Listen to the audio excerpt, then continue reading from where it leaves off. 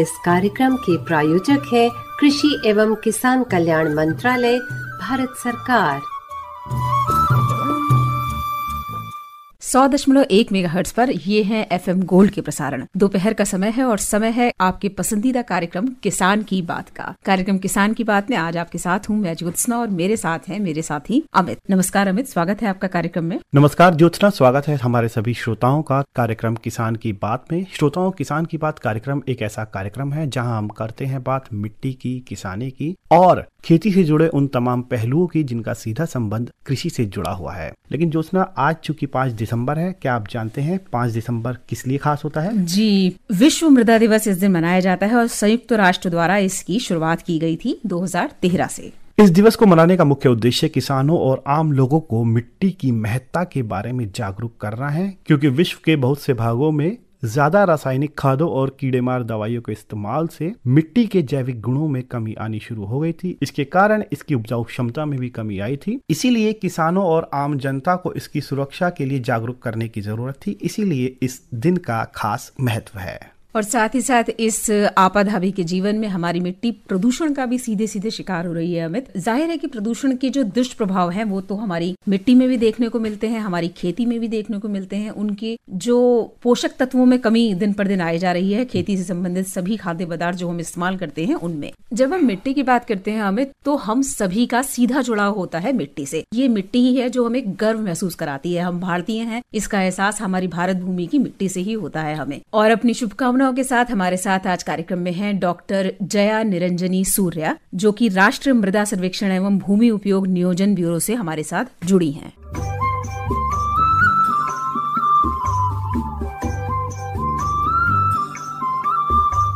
भारत या सभी जगह जो हमारे प्राकृतिक संसाधन है उसमें मृदा और जल एक बहुत ही महत्वपूर्ण प्राकृतिक संसाधन है और इसके उचित उपयोग से जीवन चक्र और लोगों के सामाजिक तथा आर्थिक विकास इस पर निर्भर होता है, क्योंकि हमारी सारी जो गतिविधियां है वो इसी से कहीं न कहीं निगड़ित है। और भारत जो कृषि प्रधान देश है, इसमें 70% करीब लोग कृषि से संबंधित है। दूसरा, प्राकृतिक संसाधनों को एक अलग तरीके से उपयोग करना, उसका संसाधन के दोहन ना करके उसको प्रबंधन के साथ सही उपयोग में लाने के लिए वर्ल्ड सॉइल डे एक जागरूकता के तौर पर किया जाता है।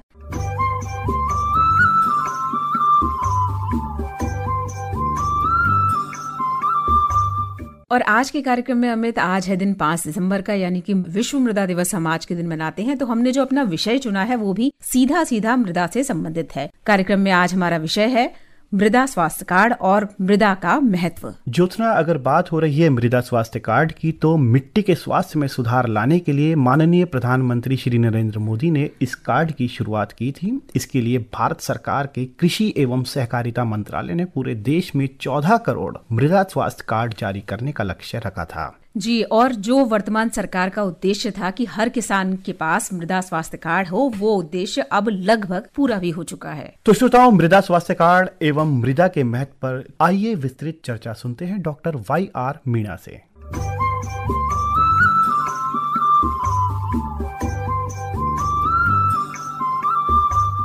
मिट्टी को जीवित रखें, मिट्टी की जैव विविधता की रक्षा करें। बिल्कुल हमें करनी है और हम कर भी रहे हैं। किसान की बात कार्यक्रम में आज के विशेष दिन पर आज कुछ विशेष बातें अपनी मिट्टी की खुशबू को और सौंधा करना है और कुछ और बेहतर बातें करनी है। जी, विश्व मृदा दिवस पर सभी किसान मित्रों को शुभकामनाएं। और आज हमारे साथ स्टूडियो में है डॉक्टर YR मीणा। डॉक्टर साहब, बहुत बहुत स्वागत करना चाहेंगे आपका गोल्ड के स्टूडियो में। नमस्कार जी। और आज का दिन विशेष है, 5 दिसंबर। हर वर्ष हम विश्व मृदा दिवस के रूप में मनाते हैं और जो भी हमारे किसान मित्र उपज लेते हैं, फसल उपजाते हैं, उन सब में मिट्टी का अहम रोल होता है। बिना मिट्टी के कुछ नहीं हो सकता। वैसे तो कहते हैं कि जिंदगी ही मिट्टी से जुड़ी हुई है और हर व्यक्ति अपनी मिट्टी से जुड़ा हुआ है। तो मैं चाहूंगी कि इस पर कुछ जरूर कहें आप। बिल्कुल, आपने बहुत सही बात कही कि मिट्टी हम जो फसल उपजाते हैं उसका प्रमुख आधार है जी।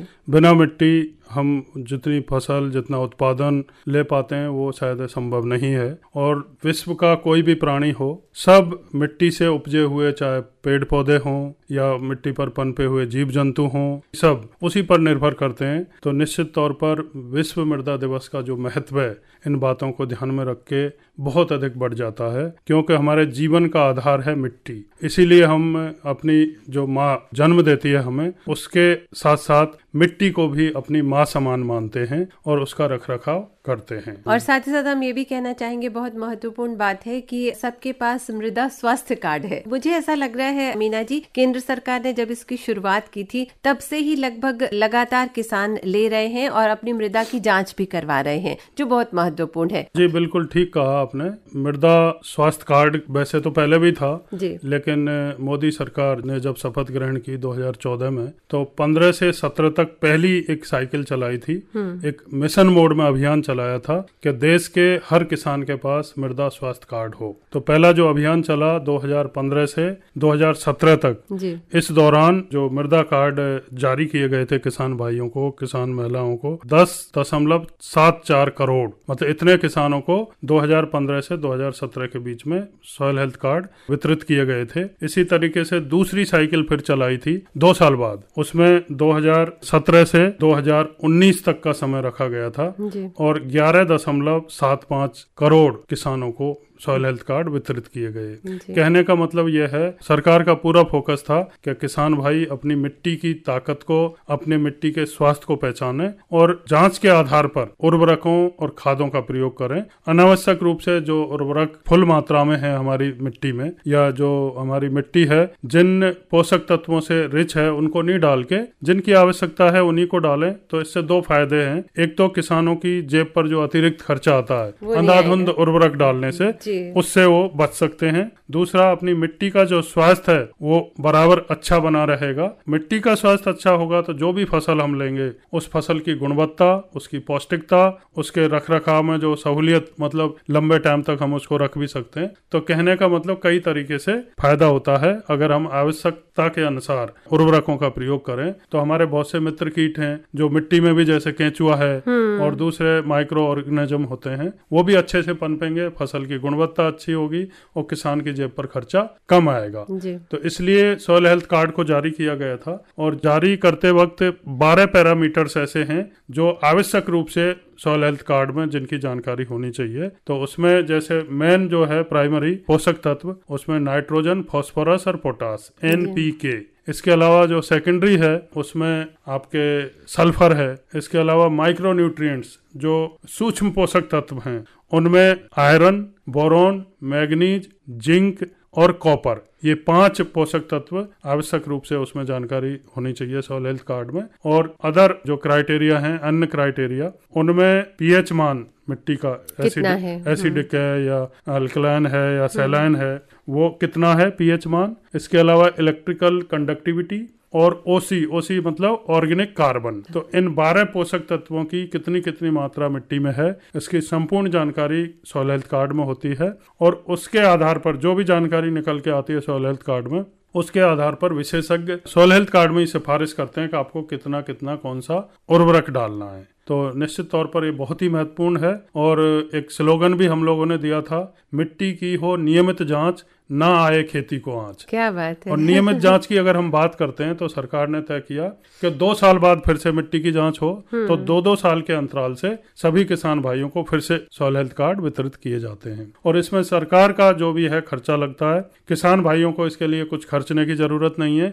सिर्फ थोड़े जागरूक रहें, जिनको नहीं मिल पा रहा वो अपने निकटतम जो कृषि अधिकारी हैं ब्लॉक में या तहसील में, उनसे संपर्क करें और सॉइल हेल्थ कार्ड जरूर अपना बनवाएं। बिल्कुल, जानकारी होना बहुत जरूरी है और मुझे लगता है कि हमारे किसान जागरूक हैं और वो इस बात को समझते हैं। और जब हम अपने स्वास्थ्य की बात करते हैं तो कहते हैं कि संतुलित आहार होना चाहिए। कौन सी चीज कितनी मात्रा में आपके अंदर जानी चाहिए, ये बहुत जरूरी है। और इसे ही आपने बिल्कुल विस्तार से बताया कि कहते हैं कि अरे ज्यादा डाल देते हैं तो उससे मिट्टी को ज्यादा प्रॉब्लम होती है। तो मिट्टी को सुरक्षित रखना है, हमें अपनी फसलों की उपज को बेहतर करना है, इसलिए सभी चीजें संतुलित मात्रा में, जैसे जैसे डॉक्टर साहब ने बताया है उसे ध्यान में रखते हुए बिल्कुल करना चाहिए। वैसे भी डॉक्टर साहब कहते हैं caring for the planet starts from the ground.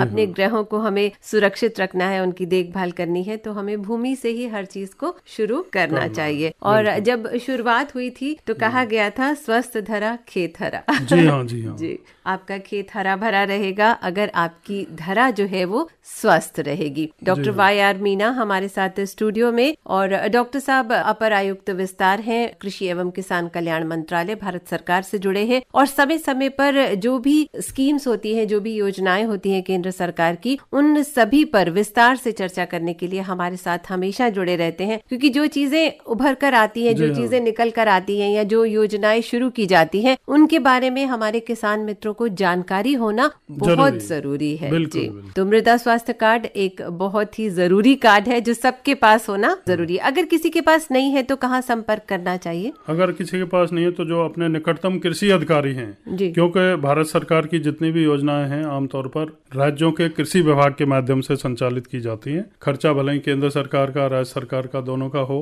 या ओनली केंद्र सरकार का हो, तो किसानों को सिर्फ इतना जागरूक रहना है, वो अपने निकटतम कृषि अधिकारी को संपर्क करें तो उनको निश्चित तौर पर सॉइल हेल्थ कार्ड मिल जाएगा। वैसे तो सरकार की कोशिश है कि कोई भी छूटे ना और सभी को सॉइल हेल्थ कार्ड मिले, और इसके लिए प्रचार प्रसार भी बराबर किया जाता है, बराबर होता रहता है। ऑल इंडिया रेडियो के माध्यम से हो, दूरदर्शन, डीडी किसान, समाचार पत्र, या हमारा एक किसान कॉल सेंटर है, टोल फ्री नंबर 1800-180-1551। तो किसी भी माध्यम से किसान भाई इसके बारे में जानकारी ले सकते हैं। और सॉइल हेल्थ कार्ड से न सिर्फ उर्वरकों के बारे में जानकारी दी जाती है, यह भी सलाह किसान भाइयों को दी जाती है कि वो फसल चक्र अपनाएं, ग्रीन मैन्योरिंग करें, पशुपालन किसान भाई करते ही हैं तो गोबर की और जो देसी खाद है उसको भी रासायनिक उर्वरकों के साथ साथ एक निश्चित मात्रा में उसका भी इस्तेमाल करें, जिससे मिट्टी का स्वास्थ्य भी अच्छा रहे, कम से कम क्षेत्रफल से अच्छी पैदावार अधिक से अधिक वो ले पाएं, जिससे बाजार में अच्छे दाम उनको मिल सकते हैं। डॉक्टर मीणा आप स्टूडियो में हैं तो एक चीज पर छोटी सी चर्चा मैं सोच रही थी कर लेते हैं। मिट्टी की गुणवत्ता को प्रभावित करने वाला एक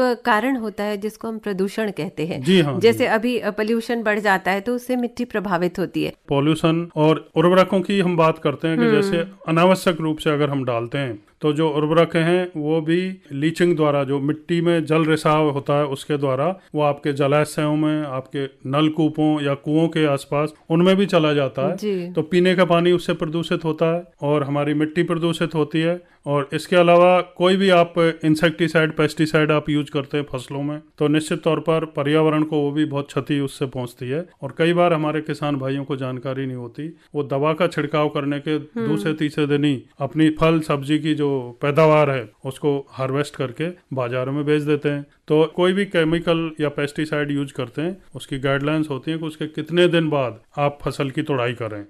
तो इन चीजों की जानकारी भी किसान भाइयों को होनी चाहिए। वो वातावरण को प्रदूषित तो करते ही हैं, चाहे वो वायु हो, जल हो, हवा हो, सब में प्रदूषण फैलता है। कई जगह रिसर्च भी हुआ है, कई जगह ऐसी स्टडीज हुई हैं कि इससे भी एक रिलेशन है। जो हमारा खाद्यान्न खाते हैं वो पॉइजनस होते हैं, इंसेक्टिसाइड पेस्टिसाइड की जरूरत से ज्यादा मात्रा होती है। कई बार आपने पढ़ा होगा, हम जो एक्सपोर्ट करते हैं हमारे फूड ग्रेन्स या कृषि के जो उत्पाद हैं उसमें कई देश कंसाइनमेंट हमारा रिजेक्ट कर देते हैं इस कारण से कि हमारे फल और सब्जियों में पेस्टिसाइड, इंसेक्टिसाइड है, इनकी मात्रा ज्यादा पाई जा रही है। तो उसके लिए भी गाइडलाइंस होती हैं, किसानों को ट्रेनिंग भी दी जाती है कि अगर मान लो आप एक्सपोर्ट के लिए कोई चीज पैदा कर रहे हैं, आपको किन बातों का ख्याल रखना है और किस तरीके के उत्पादों को भेजना है जिससे वो रिजेक्ट नहीं हो, रद्द नहीं हो, और किसान को व्यक्तिगत फायदा हो और देश को भी फायदा हो। बिल्कुल। तो चलते चलते पुनः आप सभी को एक बार विश्व मृदा दिवस की बहुत बहुत शुभकामनाएं। अपनी मृदा को स्वस्थ रखें,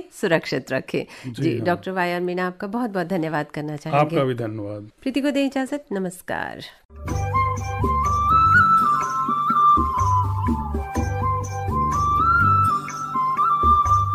श्रोता, अभी आप सुन रहे थे मृदा स्वास्थ्य कार्ड और मृदा के महत्व पर विस्तृत जानकारी हमारे विषय विशेषज्ञ डॉक्टर वाई.आर. मीणा से। ज्योत्सना, जैसा कि आप जानती हैं कि सरकार हमारे किसान मित्रों के लिए समय समय पर विभिन्न प्रकार की योजनाएं लाती हैं। उसी के तहत कृषि अवसंरचना कोष की स्थापना की गई है और साथ ही कृषि सुधार कानून भी बनाए गए हैं। इससे हमारे किसानों को बहुत ही लाभ पहुंचेगा।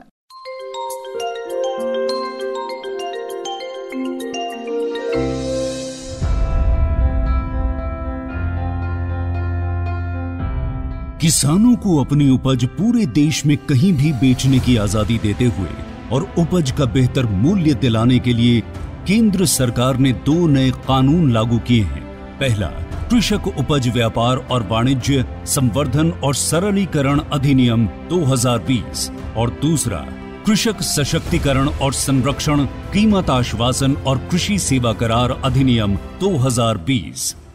एक देश एक मंडी के जिस मिशन को लेकर के बीते 7 साल से काम चल रहा था, वो अब पूरा हो रहा है। पहले अधिनियम यानी कृषक उपज व्यापार और वाणिज्य संवर्धन और सरलीकरण अधिनियम 2020 के तहत अनाज, दलहन, तिलहन, फल, सब्जी, नट, मसाले आदि के उपज का व्यापार करना आसान हो गया है।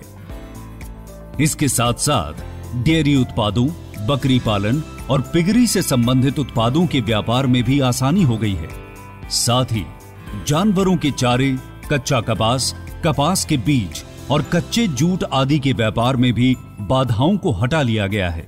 किसान एपीएमसी मंडी परिसर के बाहर भी यानी व्यापार उत्पादन स्थल, संग्रह, फार्म गेट, कारखाना परिसर, वेयरहाउस, साइलो, कोल्ड स्टोरेज आदि जगहों पर व्यापार कर सकते हैं। व्यापार क्षेत्र में जिस भी व्यापारी जिसके पास पैन कार्ड हो, वो किसान या किसी दूसरे व्यापारी के साथ व्यापार कर सकता है। उत्पादक संगठन, एफपीओ या कृषि सहकारी समितियों के पास व्यापार क्षेत्र में व्यापार के लिए पैन कार्ड की भी जरूरत नहीं है। इलेक्ट्रॉनिक व्यापार और भुगतान के लिए विशेष प्रावधान है। यहां हर एक लेन देन का रिकॉर्ड दर्ज किया जाता है। एपीएमसी मंडी के बाहर किसी भी ट्रेड एरिया जिसमें इलेक्ट्रॉनिक ट्रेडिंग भी शामिल है, किसानों को कोई भी शुल्क या सेस नहीं लगेगा। किसान अब अपने मोबाइल पर भी व्यापार को अंजाम दे सकते हैं। इस अधिनियम का न्यूनतम समर्थन मूल्य से कोई लेना देना नहीं है। किसानों को एमएसपी मिलता रहा है और इसके माध्यम से खरीद जारी रहेगी। मंडी व्यवस्था पहले की तरह जारी रहेगी। अगर कोई व्यापारी इस अधिनियम के किसी भी प्रावधान का उल्लंघन करता है तो उसके लिए जुर्माने का भी प्रावधान है। वाद विवाद और मतभेदों के निपटारे के लिए सुलह बोर्ड का प्रावधान है, जिसमें किसान स्थानीय एसडीएम के पास अपनी शिकायत कर सकते हैं। अब किसान अपनी फसल कहीं भी किसी को भी बेच सकते हैं। अब किसान किसी पर निर्भर रहने के बदले बड़ी खाद्य उत्पादन कंपनियों के साथ पार्टनर की तरह जुड़कर ज्यादा मुनाफा पाएगा। किसानों को उनकी फसल का अधिकतम मूल्य दिलाने तथा ग्रामीण क्षेत्र में कृषि निवेश के लिए सरकार ने दूसरा कानून कृषक सशक्तिकरण और संरक्षण कीमत आश्वासन और कृषि सेवा करार अधिनियम 2020 लागू किया है। इस अधिनियम के तहत किसान किसी व्यापारी, एफपीओ, खरीद संस्थाओं, कृषि कारोबार फर्मों, प्रोसेसरों, थोक विक्रेताओं, निर्यातकों, खाद्य प्रसंस्करण एजेंसी, खाद्य उद्योग के साथ फसल कटाई से पहले ही आपस में समझौता कर सकते हैं। इस दौरान होने वाले सारे खर्च खरीदार खुद उठाएंगे। किसानों को अब फसल की बिक्री की चिंता नहीं करनी होगी। किसानों को निर्धारित दाम पाने की गारंटी मिलेगी। साथ ही किसान को किसी भी करार में बांधा नहीं जा सकेगा। किसान किसी भी मोड़ पर बिना किसी पेनल्टी के करार से निकलने को स्वतंत्र होगा। इस अधिनियम में यह स्पष्ट किया गया है कि किसानों की जमीन की बिक्री, लीज और गिरवी नहीं रखी जा सकती। करार फसलों का होगा, न कि जमीन का। कई राज्यों में इस तरह के करार किसान पहले से व्यापारियों और कॉरपोरेट के साथ करके आलू, केला, आम, कपास, चाय, कॉफी आदि का भरपूर उत्पादन कर रहे हैं। इसलिए अब छोटे किसानों को भी बड़ा फायदा होगा। उन्हें बेहतर मुनाफे के साथ साथ आधुनिक टेक्नोलॉजी और उपकरण का भी लाभ मिल सकेगा। ग्रामीण क्षेत्र में कृषि निवेश बढ़ने से किसानों की आय में वृद्धि होगी और ग्रामीण रोजगारों का भी सृजन होगा। इन दोनों अधिनियमों से अन्नदाताओं को आजादी और खुशहाली दोनों मिल रही हैं। सशक्त अन्नदाता, आत्मनिर्भर भारत।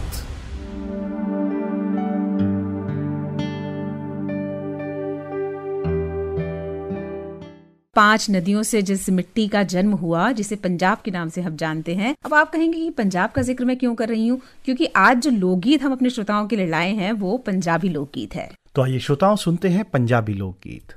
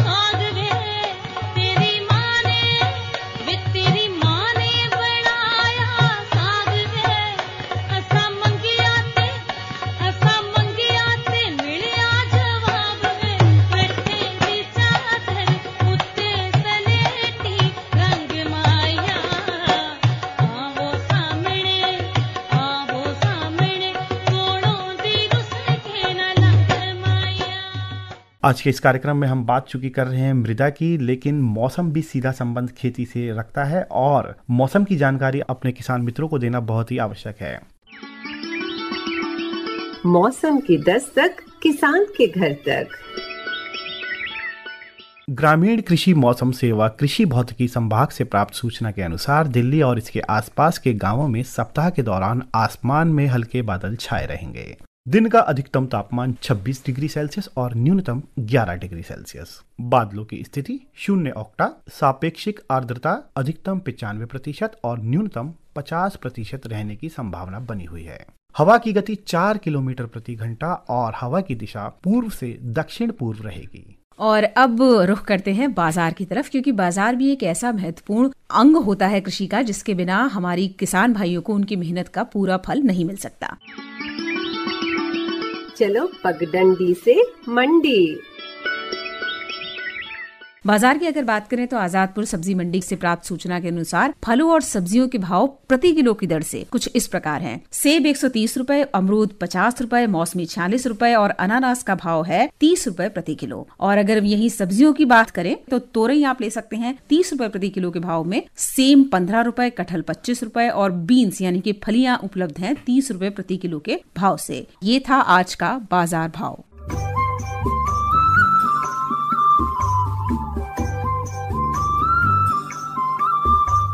आज 5 दिसंबर है, विश्व मृदा दिवस आज हम मना रहे हैं, तो क्यों ना अपने किसान मित्रों से आज मृदा की ही बात करें। और इसमें आज हमारा विषय है मृदा प्रदूषण हटाएं और स्वास्थ्य बचाएं। तो आइए सुनते हैं किसान मित्रों से संध्या की बातचीत।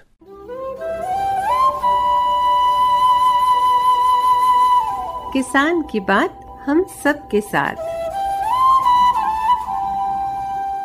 खेत खलियान और हमारे किसान में मैं संध्या आपका स्वागत करती हूँ। आज हम अपने कुछ किसान भाई बहनों से इस संदर्भ में बात करेंगे। विवेक जी, आज हम विश्व मृदा दिवस मना रहे हैं, क्योंकि कहीं ना कहीं हम सभी मिट्टी की उपेक्षा कर रहे हैं। ये बात आपकी बिल्कुल सही है कि आज मृदा स्वास्थ्य दिवस है और इसकी सभी किसान भाइयों को बहुत बहुत शुभकामनाएं। जिस तरह से मृदा का स्तर गिर रहा है वो एक बहुत बड़ी चिंता का विषय है, तो उसके लिए जरूरी है कि हम कुछ कदम उठाएं। इसके साथ ही हम गोबर की खाद का प्रयोग करें, फसल अवशेष को न जलाएं, उसको खेत में डाल के जुताई करें, हरी खाद का प्रयोग करें। तो इससे क्या है कि हम मिट्टी के स्वास्थ्य को सुधार सकते हैं। हमारे क्षेत्र के जो किसान हैं कुछ जागरूक हैं और कुछ नहीं है, जो नहीं है उनको जागरूक करने की कोशिश की जा रही है एक दूसरे के जरिए।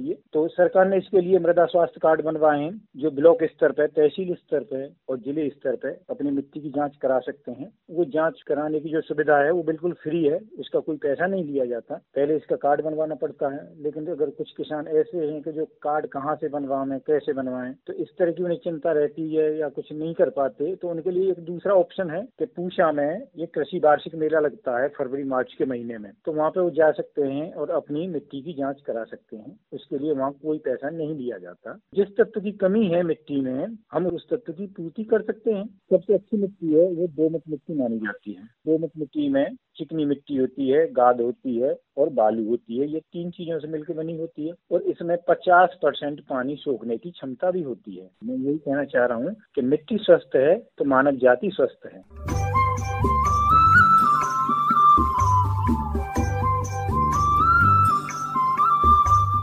नमस्कार, मेरा नाम शीला गुप्ता है। आज मृदा दिवस के अवसर पर मैं ये कहना चाहती हूँ कि हम अपनी मिट्टी को स्वस्थ रखने के लिए रासायनिक खाद की बजाय जैविक खाद का प्रयोग करें। मिट्टी की समय समय पर जांच कराते रहें और जिन पोषक तत्वों की कमी है उनकी पूर्ति करें। हम अपनी जीवन शैली में इको फ्रेंडली चीजों का प्रयोग करना चाहिए, जिससे मिट्टी को किसी तरह की हानि नहीं होगी। अंत में ये कहना चाहूंगी कि मिट्टी की सेहत अच्छी रखना हम सबकी जिम्मेदारी है। अगर मिट्टी अच्छी है तो हमारी सेहत भी अच्छी है।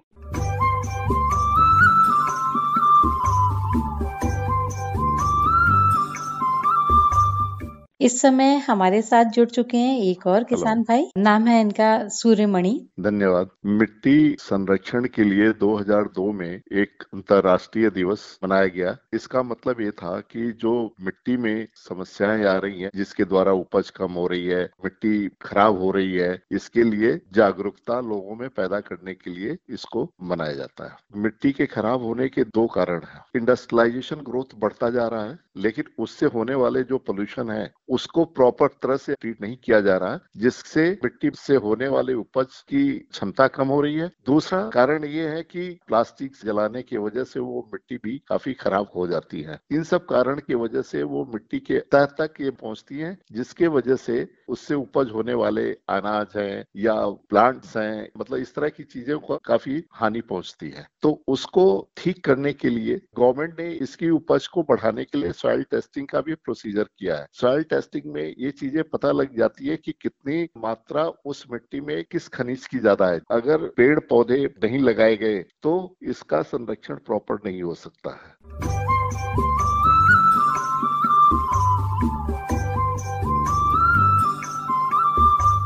FM गोल्ड 100.1 मेगाहर्ट्ज पर आप सुन रहे हैं कार्यक्रम किसान की बात। श्रोताओं, इस कार्यक्रम से संबंधित आप अपनी प्रतिक्रिया, अपने सुझाव, अपने विचार हमसे साझा कर सकते हैं kkbongold@gmail.com पर। और अब अपने श्रोताओं से विदा लेने का समय नजदीक आ गया है, लेकिन चलने से पहले हम बता दें कि अपने अगले कार्यक्रम में यानी कि सोमवार के दिन अपने लाइव फोन इन कार्यक्रम में हमारा विषय होगा रबी फसलों में सूक्ष्म सिंचाई द्वारा जल की बचत, और इसमें विशेषज्ञ होंगे डॉक्टर AK मिश्रा। तो श्रोताओं, 3:10 से लेकर 3:40 पर सुनिएगा कार्यक्रम किसान की बात, और आप हमसे सीधा फोन के माध्यम से भी जुड़ सकते हैं, अपने सवाल पूछ सकते हैं। हमारे विषय विशेषज्ञ आपके सवालों का जवाब देंगे। इसी के साथ ज्योत्सना और अमित को दीजिए इजाजत।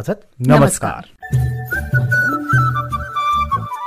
इस कार्यक्रम के प्रायोजक थे कृषि एवं किसान कल्याण मंत्रालय, भारत सरकार।